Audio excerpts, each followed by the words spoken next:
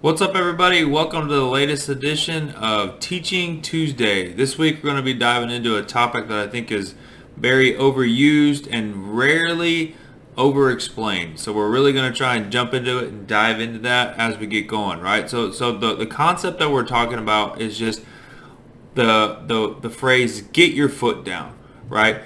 We believe that concept is right, but the language is wrong. Okay, and so we're going to kind of break that down and just talk about that a little bit. Okay, so like we said, it's very that phrase is very rarely explained, right?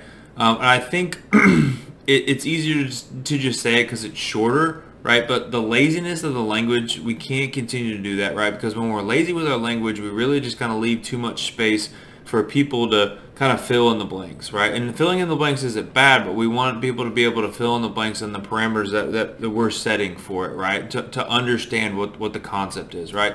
So really what that concept I think boils down to is like you want to be able to start early enough so like you have enough time to finish and not be rushed, right? Because you'll hear some guys say, well, I got to get my foot down earlier, right?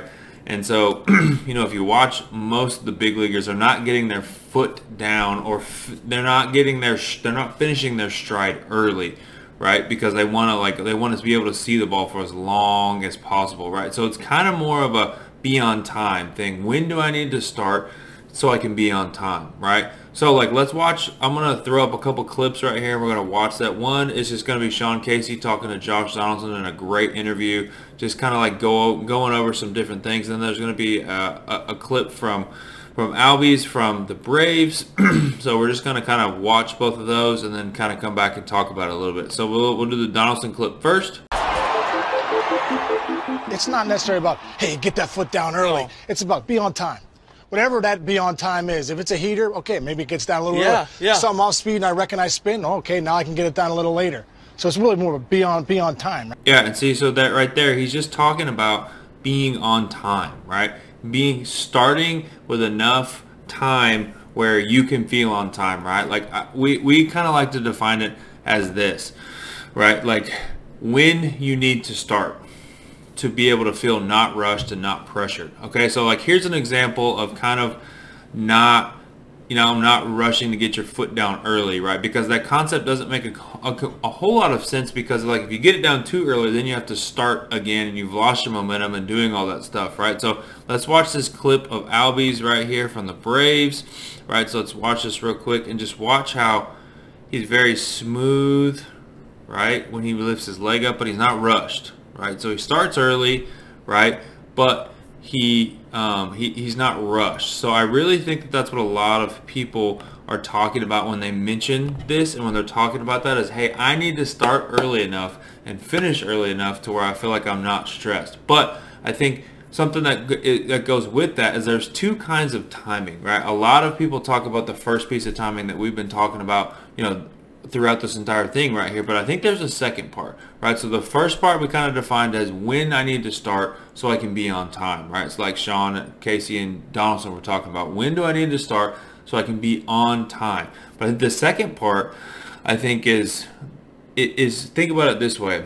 This kind of timing is how long it takes my swing to operate, right? So from the time that my foot lands, how much time does it take to where I get to the ball, right? And it's going to be kind of a shorter time span, but it is possible to be on time but get to the ball too quickly, right? And what I mean by that is, like, it's possible for you to feel like you started and early enough and you weren't rushed and you got to the ground, right, early enough, but then your timing of, hey, I'm to launch, I'm going to finish, I'm going to go through was quick and you were early, right? So the second one isn't bad, but we need to make sure that we understand both and can practice both, because that second kind of timing is really gonna happen very quick, right? But we need the first kind of timing and the second kind of timing to be in good partnership and relationship with one another, right? So like, like if you're hitting balls but you're early, right? But let's say you're early and you're not dead pulling it, right? You're being able to maintain your direction, doing all that stuff. But like that's good, right? But we need to be able to like find that good congruence of timing, so it's not just You know, it's not one just does the other, right? So like we need those to work together.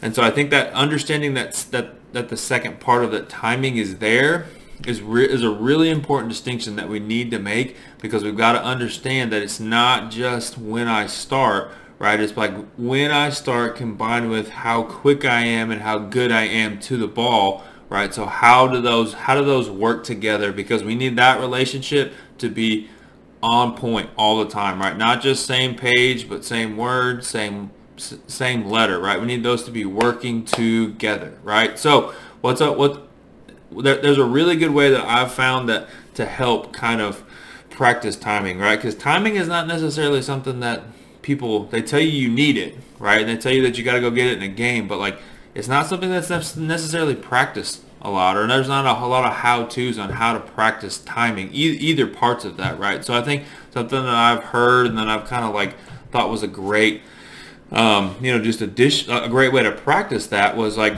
so if you have a live arm, right, or like a friend or a dad or an uncle or a mom or whoever is willing to throw. Oh, if you don't have that, you can use a machine with what I'm about to say, okay?